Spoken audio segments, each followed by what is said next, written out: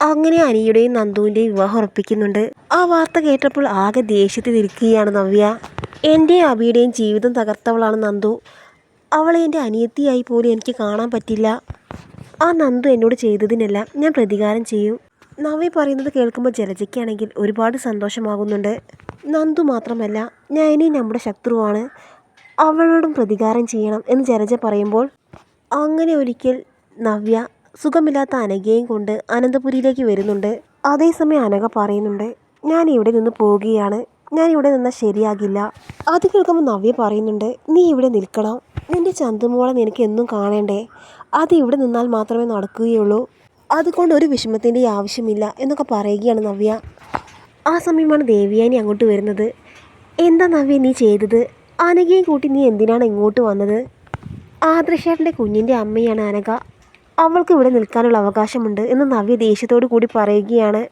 ഇതൊക്കെ കണ്ട നയന എന്ന് പറയുന്നവൾ വേദനിക്കണം, അതാണ് എൻ്റെ ഉദ്ദേശം എന്നൊക്കെ പറഞ്ഞ് നവ്യ അനഘയെ അകത്തേക്ക് കൊണ്ടുപോയി കിടത്തുന്നുണ്ട്. അങ്ങനെ നയന സങ്കടത്തോടു കൂടി പറയുന്നുണ്ട്, നവ്യേച്ചി ഇങ്ങനെയായാൽ ശരിയാകില്ല അമ്മേ.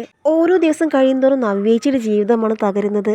അത് കേൾക്കുമ്പോൾ ദേവയാനിയും പറയുന്നുണ്ട്, അതേ മോളെ, നവ്യമോൾ കാര്യങ്ങളെല്ലാം അറിയണം, എന്നാൽ മാത്രമേ ഇതിനെല്ലാം ഒരു അവസാനം ഉണ്ടാവുകയുള്ളൂ.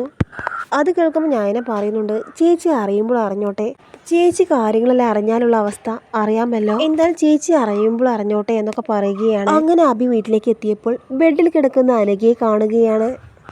അബി ഒട്ടും പ്രതീക്ഷിക്കാത്ത സംഭവമായിരുന്നു അത്. അതുകൊണ്ട് തന്നെ അനഘയെ കണ്ട് ആകെ ഞെട്ടി നിൽക്കുകയാണ് അബി. ഇവളെ ഇങ്ങോട്ട് ആരാണ് കൊണ്ടുവന്നത്? നവ്യെ, ആദർശേട്ടനാണോ അനഘയെ ഇങ്ങോട്ട് കൊണ്ടുവന്നത്? ഇത് കണ്ടിട്ട് നിനക്കെന്താണ് ഇത്ര പേടി? നീ എന്തിനാണ് വയലൻ്റ് ആകുന്നത് എന്ന് നവ്യ ചോദിക്കുമ്പോൾ, ഇപ്പോൾ തന്നെ അവളെ ഇവിടെ നിന്ന് പുറത്താക്കണം, എനിക്ക് ഇവളെ കാണുന്നതേ ഇഷ്ടമില്ല എന്ന് പറഞ്ഞ അബി ദേഷ്യപ്പെടുകയാണ്.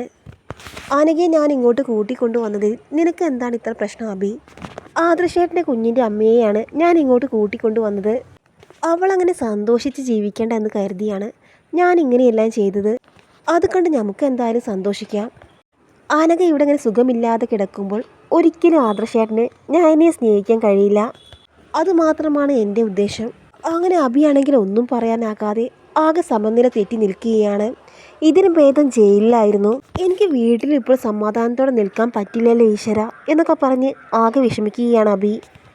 അങ്ങനെ ഒരു ദിവസം നവ്യ അബിയോട് പറയുന്നുണ്ട്, ഞാൻ പുറത്തു പോയിട്ട് വരാം, കുറച്ച് സാധനങ്ങൾ വാങ്ങാനുണ്ട് എന്ന് പറഞ്ഞുകൊണ്ട് നവ്യ പുറത്തേക്ക് പോവുകയാണ്. ആ സമയം അബി അനഘയുടെ റൂമിൽ ചെന്ന് ദേഷ്യപ്പെടുകയാണ്. നീ എന്തിനാണ് ഇങ്ങോട്ട് വന്നത്? എൻ്റെ ജീവിതം തുലയ്ക്കാനാണോ നീ ഇങ്ങോട്ട് വന്നത് എന്നൊക്കെ ചോദിക്കുകയാണ് അബി. ആ സമയം അനഘ കരഞ്ഞുകൊണ്ട് പറയുന്നുണ്ട്, നീയാണ് എൻ്റെ ജീവിതം തകർത്തത്, ഇതിന് നീ എന്തായാലും അനുഭവിക്കും. നീ എന്നോട് ചെയ്ത ചതി കൂടാതെ നിൻ്റെ ഏട്ടനെ നീ വേദനിപ്പിക്കുകയാണ്. നീ ചെയ്ത തെറ്റിപ്പോൾ ഏറ്റെടുത്തത് നിൻ്റെ ഏട്ടനാണ്. എന്നാൽ അതേസമയം നവ്യ പുറത്തു നിന്ന് ഇതെല്ലാം കേൾക്കുന്നുണ്ടായിരുന്നു. അനഘ പറയുന്നത് കേട്ട് ആകെ ഞെട്ടി നിൽക്കുകയാണ് നവ്യ. അങ്ങനെ നവ്യ പെട്ടെന്ന് തന്നെ റൂമിലോട്ട് ചെന്ന് പറയുന്നുണ്ട്, അബി, അനഘ പറയുന്നതെല്ലാം ഞാൻ കേട്ടു, ദൈവമായിട്ടാണ് എന്നെ ഇതെല്ലാം കേൾപ്പിച്ചത്, നീ കാരണം എൻ്റെ അനിയത്തിയെയും ആദർശേട്ടനെയും എനിക്ക് വേദനിപ്പിക്കേണ്ടി വന്നു. അങ്ങനെ നവ്യ കരഞ്ഞുകൊണ്ട് അവിടെ നിന്ന് പോവുകയാണ്.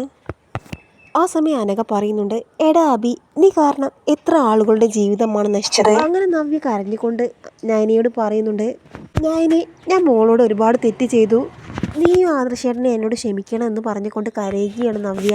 ആ സമയം നവ്യ ഉണ്ടായ കാര്യങ്ങളെല്ലാം പറയുകയാണ്.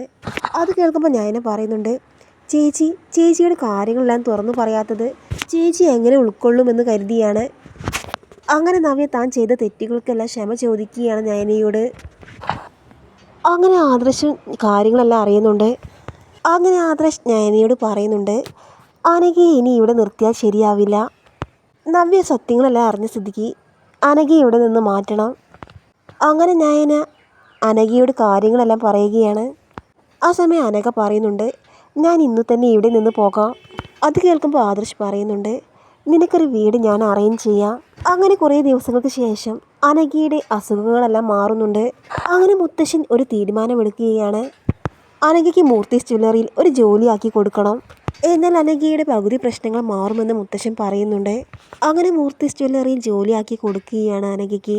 അങ്ങനെ മുത്തശ്ശൻ അബിയോട് ചോദിക്കുന്നുണ്ട്, എന്താ അബി, അനഘയ്ക്ക് ജോലി കൊടുക്കുന്നതിൽ നിനക്ക് എന്തെങ്കിലും എതിർപ്പുണ്ടോ എന്ന് ചോദിക്കുകയാണ്. അതേസമയം അബിക്കാണെങ്കിൽ മനസ്സിൽ വല്ലാത്തൊരു ദേഷ്യം തോന്നുകയാണ്. അങ്ങനെ മുത്തശ്ശനോട് അബി പറയുന്നുണ്ട്, എന്ത് എതിർപ്പ് മുത്തശ്ശ, എനിക്ക് സന്തോഷം മാത്രമേ ഉള്ളൂ. അങ്ങനെ അനഘയ്ക്ക് നല്ലൊരു ജോലിയാക്കി കൊടുക്കുകയാണ് മുത്തശ്ശൻ. അനഘയെ ആ ജോലിയിൽ നിന്ന് ഒഴിവാക്കാൻ അബി പഠിച്ച പണി 18 നോക്കിയിട്ടും യാതൊരു ഫലവും ഉണ്ടായില്ല. അങ്ങനെ മൂർത്തി ജ്വല്ലറിയിൽ ഒരു ബ്രാഞ്ചിൻ്റെ മേൽനോട്ടം അനഘയെ ഏൽപ്പിക്കുകയാണ് മുത്തശ്ശൻ. അതേസമയം അബിയാണെങ്കിൽ ചിന്തിക്കുന്നുണ്ട്, അനഘയെ എങ്ങനെയും തൻ്റെ വശത്താക്കണം. അങ്ങനെയാണെങ്കിൽ അനഘയിലൂടെ അനന്തപുരിയിലെ സ്വത്തുക്കളെല്ലാം തൻ്റെ കൈക്കലാക്കണമെന്ന് ചിന്തിക്കുകയാണ് അബി. ജലജയും അതിന് സപ്പോർട്ടായി നിൽക്കുന്നുണ്ട്. അങ്ങനെ അബി അനഘയുടെ അടുത്ത് ചെന്ന് പറയുന്നുണ്ട്, നിന്നെ വിവാഹം കഴിക്കാൻ കഴിയാത്തത് എൻ്റെ സാഹചര്യം കൊണ്ടാണ്. ഞാൻ ഒട്ടും പ്രതീക്ഷിക്കാതെയാണ് നവ്യയെ എനിക്ക് വിവാഹം കഴിക്കേണ്ടി വന്നത്. ഇപ്പോഴും താൻ സ്നേഹിക്കുന്നത് അനഘയെയാണ് എന്നൊക്കെ പറയുകയാണ് അബി. അത് കേൾക്കുമ്പോൾ അനഘ പറയുന്നുണ്ട്, അബി നീ പറയുന്നത് ഒരിക്കലും എനിക്ക് വിശ്വസിക്കാൻ പറ്റില്ല. അങ്ങനെയാണെങ്കിൽ എനിക്ക് സുഖമില്ലാത്തപ്പോഴെങ്കിലും നീ എന്നോടൊരു കരുണ കാണിക്കും, അതുകൊണ്ട് ഒരിക്കലും ഞാൻ വിശ്വസിക്കില്ല എന്ന് പറഞ്ഞുകൊണ്ട് ദേഷ്യത്തോടു കൂടി അനഘ അവിടെ നിന്ന് പോകുന്നുണ്ട്. അനഘയുടെ സംസാരം കേട്ട് തല താഴ്ത്തി നിൽക്കുകയാണ് അബി.